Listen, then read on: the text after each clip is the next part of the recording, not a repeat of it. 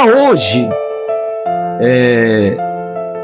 ele também, nós queremos agora revelar, através dessa série de mensagens, que ele veio nos salvar de um inimigo íntimo. Um inimigo íntimo que nós temos. Acredito eu que seja pior do que o diabo. Nossa, agora assustei todo mundo, né? Nós sabemos, o nosso grande inimigo é Satanás, né?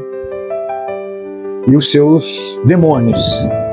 Mas a gente poderia até classificar esse inimigo que eu vou falar agora pior do que ele.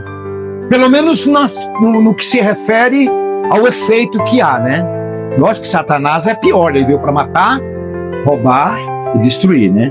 Só que tem uma coisa, ele só pode agir dessa forma se ele tiver liberdade para isso. Então por isso que eu estou falando que esse inimigo que eu vou mencionar agora, é ele que dá ou não dá liberdade para o diabo agir nas nossas vidas. Essa é a questão. Esse inimigo que eu quero revelar para vocês aqui hoje. Vou dar o nome dele já já. Quem é esse inimigo, né? Já ouviu falar do velho homem? Agora todo mundo já está entendendo, né? Já ouviu falar do velho homem? Esse termo, velho homem? Quem é esse velho homem? É a nossa versão antiga. É cada um de nós antes de conhecermos o Senhor Jesus. Nós tínhamos uma versão antiga, né? Que não deu certo. Que nos levou a essa situação que eu trouxe aqui para vocês. De estarmos em sofrimento, sofrendo injustiças, né? Perdidos, sem esperança. O principal culpado, ou pelo menos, não vou dizer que é só esse inimigo íntimo, mas eles têm uma participação muito grande nesse processo de estarmos sofrendo. Sabe por quê? Na maior parte dos nossos sofrimentos e das injustiças que nós sofremos, é a nossa própria culpa. Ou não? Nós não erramos e muito lá atrás? Muitos dos sofrimentos que nós passamos, e talvez estejamos passando ainda, têm uma origem lá no passado. Como quando cometemos certos erros nas nossas vidas.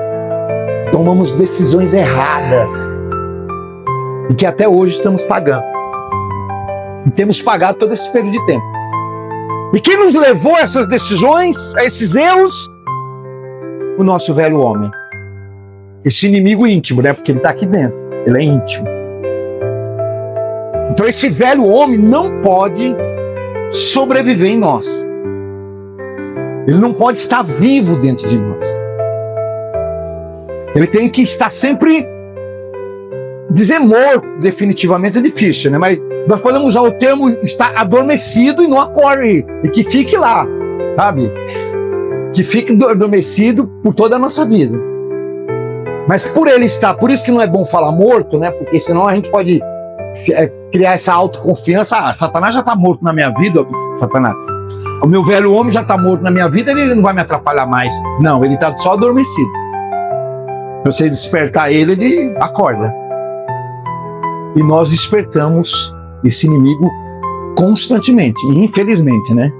Então esse aí está o perigo. Então esse velho homem que tinha um caráter duvidoso, né? Diferente da versão nova que é gerada por Deus, pela sua palavra, e é diferente. Esse velho homem sempre foi pecador e sempre tinha e tem a tendência, a inclinação para o mal. Está em nós, olha que coisa, hein? Está em nós isso. Então esse velho homem, quando ele está ativo, quando ele está acordado, ele está sempre se inclinando para o mal. Porque é a natureza dele. Ele nasceu assim. Nossa, que estranho, pastor, falando essas coisas. Ele nasceu desse jeito, esse velho homem. com a natureza já ruim, tendente sempre para o mal, inclinado sempre para o mal. Mas pastor, nasceu assim. Quer dizer que eu, antes de eu vir para a igreja, eu nasci daquele jeito que eu fui? Nasceu assim. Mas pastor, eu fui me transformando naquela pessoa no passar dos anos. Não, você já nasceu, eu não digo que você já nasceu fazendo as coisas que você fez, mas você já nasceu com essa natureza voltada para o mal. Você, eu, nós todos. Nós já nascemos com a natureza má. Porque nós somos feitos, como diz lá em Gênesis, como? Qual foi a condição que Deus nos fez? Conforme a sua imagem e semelhança. Mas não é a imagem e semelhança física. Você sabe que Deus é espírito, ele não tem aparência física. Então, é a imagem do caráter, da personalidade, da alma. Quando fomos criados, fomos feitos perfeitos. Éramos para sermos igual a Deus, no sentido caráter. Mas isso mudou.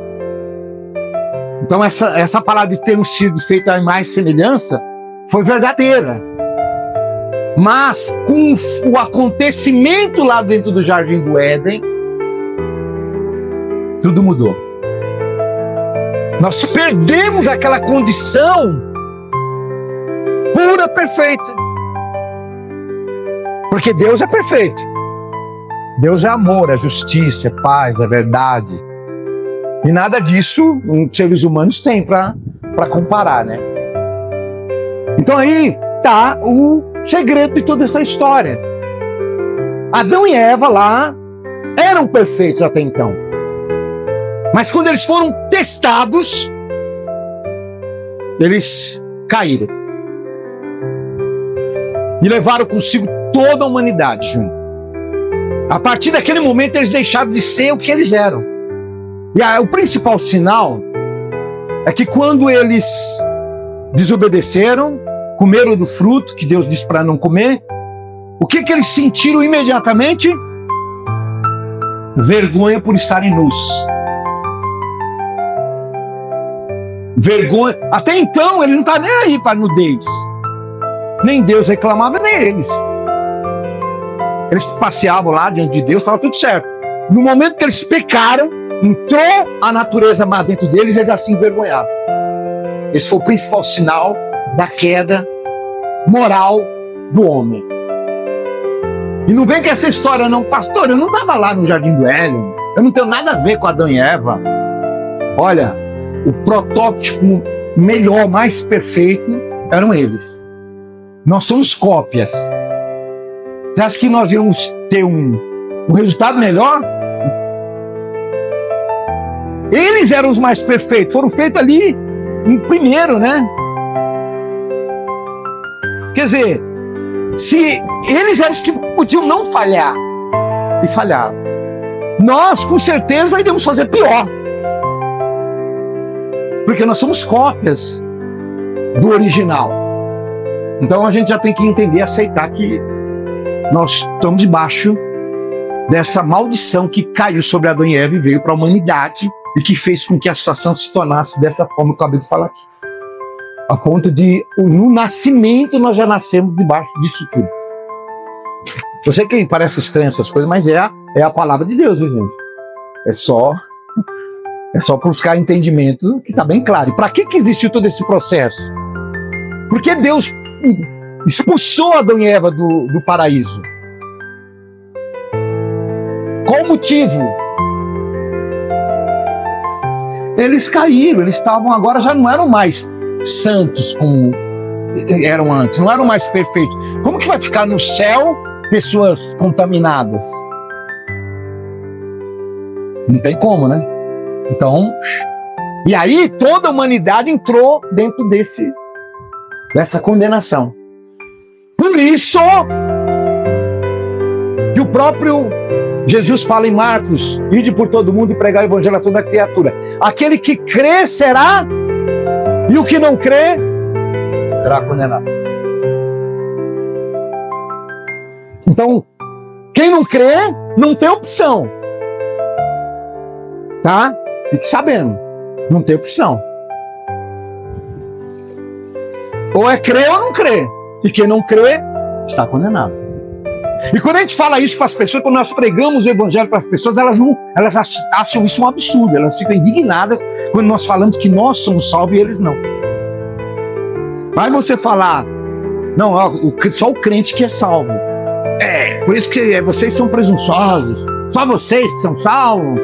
Você aprontou, foi para a igreja, agora dá uma de santinho, é só você que é salvo. Você foi muito pior do que eu. É esse o argumento que eles usam. Mas eles estão errados. Porque não importa com que nós fomos, não interessa a gravidade dos nossos erros, dos nossos pecados. Todos estão sob condenação. Toda a humanidade está sob a condenação. Só muda esse quadro quando a gente aceita Jesus. Só assim. Certo? Olha como é importante estar aqui, né? É bom para você se valorizar. Como é importante você estar aqui, crendo no Senhor Jesus como seu Senhor e Salvador. Olha, Claudinho.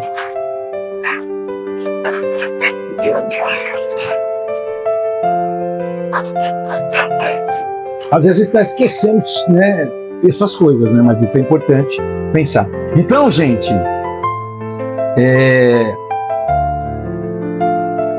nós temos que ser salvos. Do quê? Da Marcos lá, não lembro o versículo. Quem não crê, já será. Então, o homem precisa de salvação para a condenação, né? Então, aí entra essa questão do velho homem. Porque esse velho homem é o que foi gerado de tudo isso. E que passou a existir nas nossas vidas até o momento que nós aceitamos Jesus. Então, por isso que quando aceitamos Jesus, se cumpre essa palavra nesse sentido. De agora a gente não ser mais prisioneiros desse velho homem. Não vivemos mais de acordo com esse velho homem. Mas agora podemos ser uma nova criatura em Cristo. É necessário que esse velho homem morra e que renasça essa nova criatura. Aí vem a palavra: as coisas velhas se passaram, tudo se fez novo, nova criatura nós somos em Cristo Jesus. Então Jesus veio nos salvar desse velho homem que estava condenado. E que se nós não tivéssemos vencido ele, nós iríamos para o inferno. Porque é isso que está destinado a todo aquele que não crê. Então, com a nossa fé, nós recebemos a salvação desse velho homem, que é inclinado para o mal. Por isso que a nossa vida passa a ter mudança. Não total e completa, mas começa a ter mudança. Nós passamos a ter uma postura, um comportamento diferente, um caráter diferente. Um caráter mais voltado aos princípios de Deus. É isso que acontece na vida do crente. Ele passa por uma transformação muito grande em sua vida, a partir do momento que ele aceita Jesus. E aí o caráter dele vai sendo moldado agora de uma forma diferente, de acordo com que os princípios de Deus exige e pede. E nós vamos aqui ler isso dentro de exemplos, tá? E até para confirmar o que eu acabei de falar agora. Esse velho homem, ele está vinculado à carne, tá? Quando fala carne, não é exatamente pela carne no sentido físico, material. Mas como nós estamos no corpo físico, e esse corpo só nos serve aqui na terra, porque no céu ele não vai. A Bíblia diz que a carne e o sangue não herdarão o reino de Deus, tá? Esse corpo veio do pó da terra, volta para o pó da terra. Então ele faz parte disso que está aqui. Então por isso que acaba assim intitulando a carne, né? Quando a gente fala viver na carne, é viver pelo velho homem. É viver na vida antiga, passada, no pecado. É isso que é viver na carne. Amém, gente? Mas vamos ver aqui a diferença. Gálatas diz assim, ó, Gálatas capítulo 5, versículo 16 a 25. Os irmãos vão entender bem. O apóstolo Paulo deixa isso bem claro. Sabe? Ele exemplifica bem o que é a carne e o que é o espírito. Olha só. Digo, porém, andai em espírito e não cumprireis a concupiscência da carne. Peraí. Percebeu que ele já está dando um conselho, certo? Para os crentes andar em espírito, para não cumprir a concupiscência, ou seja, os desejos da carne, que é os desejos nossos, mas que vem intermédio da carne. Porque o pecado é feito através da carne, amém? Certo? Tudo que nós fazemos de errado é através da carne. E também quando passamos a fazer bem, também usamos a carne para isso. Mas olha só, pulando, porque a carne, olha só a guerra, a batalha espiritual que há dentro de nós, que nós não sabemos, há um campo de batalha dentro de nós. Na vida de todos nós, ó. Porque a carne cobiça contra o espírito contra a carne. E estes opõem-se um ao outro para que não façais o que quereis. Então há uma batalha campal ali, né? Onde o espírito e a carne estão brigando, em busca de ter domínio, controle da nossa vida. Vamos lá. Mas se sois guiados pelo Espírito, não estáis debaixo da lei da carne. Então, se nós estivermos guiados, seguindo, direcionados, nosso pensamento, nossas atitudes, pelo Espírito, ou seja, o Espírito representa o quê? Deus, os princípios de Deus, a palavra de Deus. E nós vamos entendendo melhor isso? Vamos lá. Porque as obras da carne, olha só as obras da carne, tá vendo? Ela está em nós, não está? Então, olha o que ela manifesta na nossa vida se a gente permitir. E é para todo mundo, gente, né? O porquê, mas fulano... Não, para qualquer um. Olha só. Prostituição, impureza, lascívia, idolatria, feitiçaria. Essas coisas a gente até, crente não faz mais, mas inimizade, né? Ainda bem que crente não tem inimizade com ninguém. Ama todo mundo, até aquele que falou mal dele, que olha feio pra ele. Nossa, aí que ele ama mais ainda. Ainda bem que ele... É só crente que é assim, viu? Inimizade, porfias, né? Emulações, quer dizer, que tem concorrência. Emulações tá sempre em disputa de um lugar melhor. E na igreja não tem disso. Quem canta melhor, quem prega melhor, quem faz o trabalho melhor, então emulações é essa disputa, sabe? As pessoas que querem entrar na concorrência, eu quero ser melhor do que o outro. Isso também não tem dentro da igreja. Todo mundo aqui faz direitinho, não reclama de ninguém. Iras, pelejas, né? Disputas, dissensões, divisões. A igreja também não tem panelinha, não tem partido político de ninguém. Todo mundo gosta de todo mundo. Você não tem o seu grupinho. É só na igreja que não tem isso.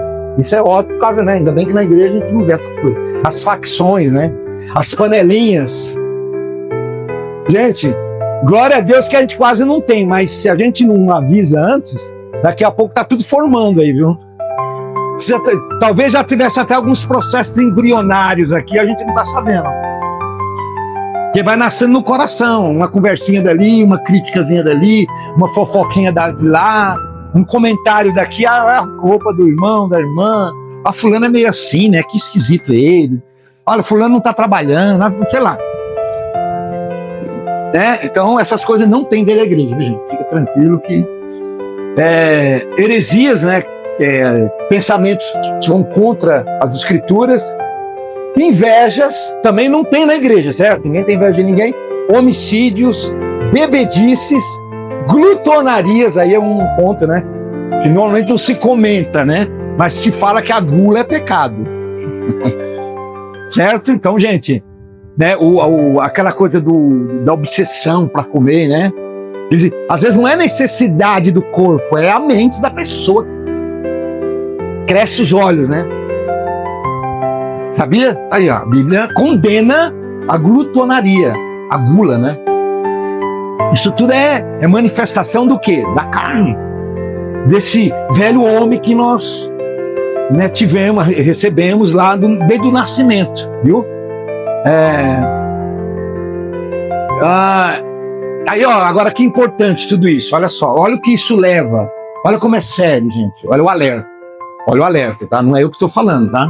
Olha só, acerca das quais vos declaro, como já antes vos disse, que os que cometem tais coisas não herdarão o reino de Deus. Agora a coisa fica séria, aí não dá para sorrir mais.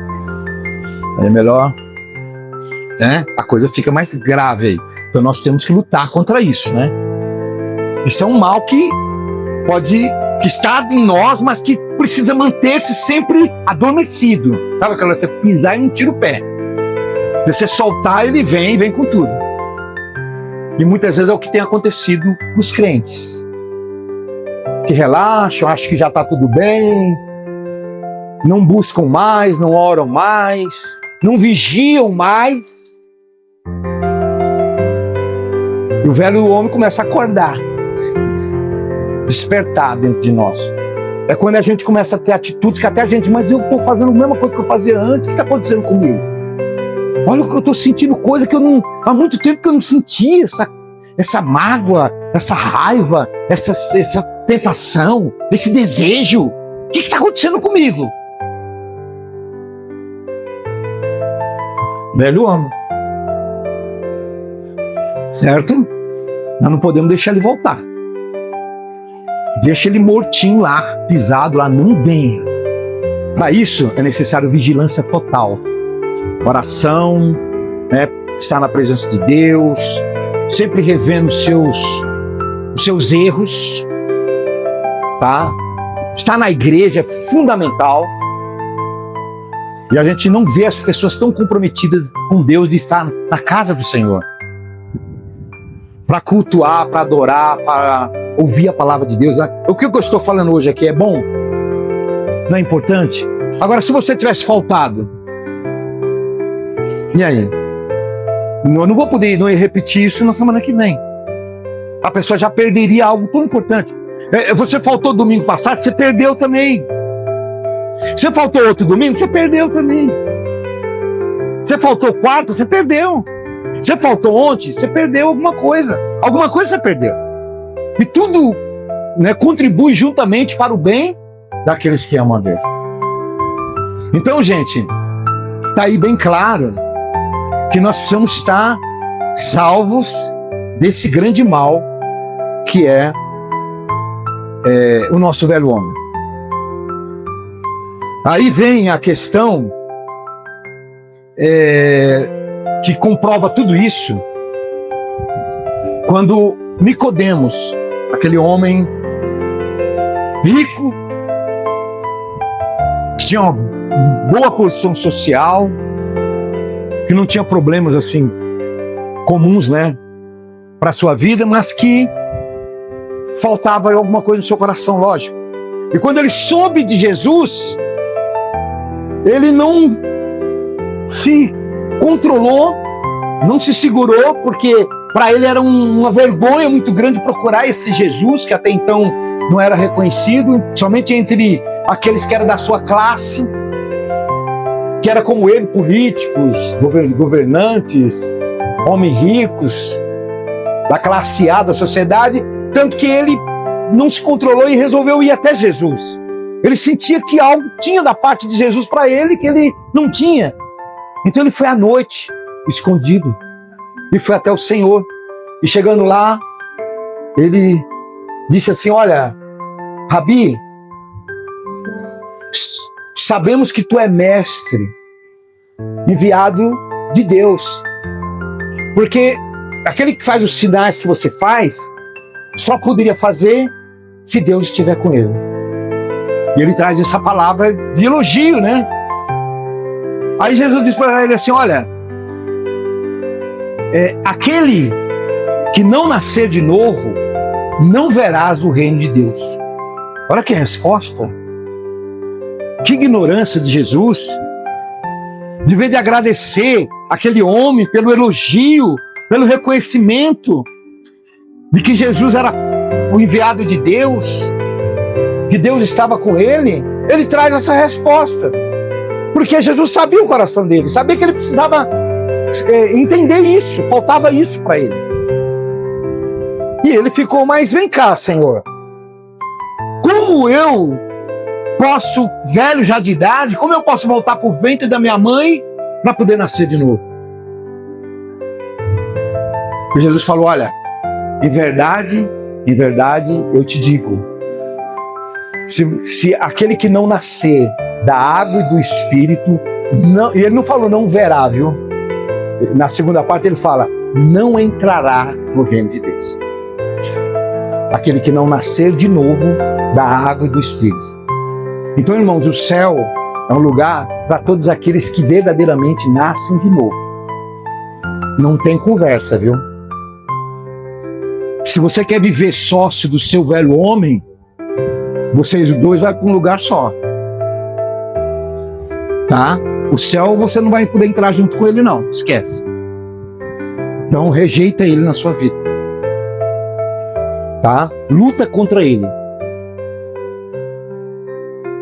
Né? Busque o Senhor, viva em espírito, viva cada vez mais na presença de Deus. É isso que você tem que fazer, não precisa fazer mais nada, não precisa ficar correndo atrás disso, daquilo, de pessoas, de dinheiro, para.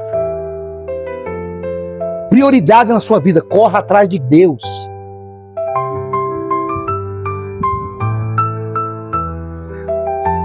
Lá em Hebreus capítulo 1, versículo 12 diz assim, nós que estamos rodeados de uma tão grande nuvem de testemunhas, deixamos todo o embaraço dessa vida, né?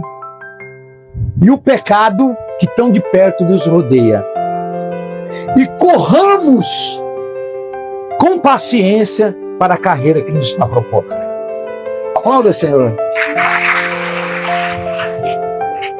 Tá vendo? Conselho, né? Deixamos o embaraço dessa vida. A gente está embaraçado com mil coisas. Que até Deus fique em segundo plano. Isso é Eu fico indignado às vezes. De ver pessoas mais preocupadas com as suas coisas pessoais, particulares, financeiras, materiais, isso, aqui, tempo, trabalho. E deixa Deus em segundo plano como fosse uma segunda opção para a sua vida. Meu Deus, você não entendeu nada do Evangelho.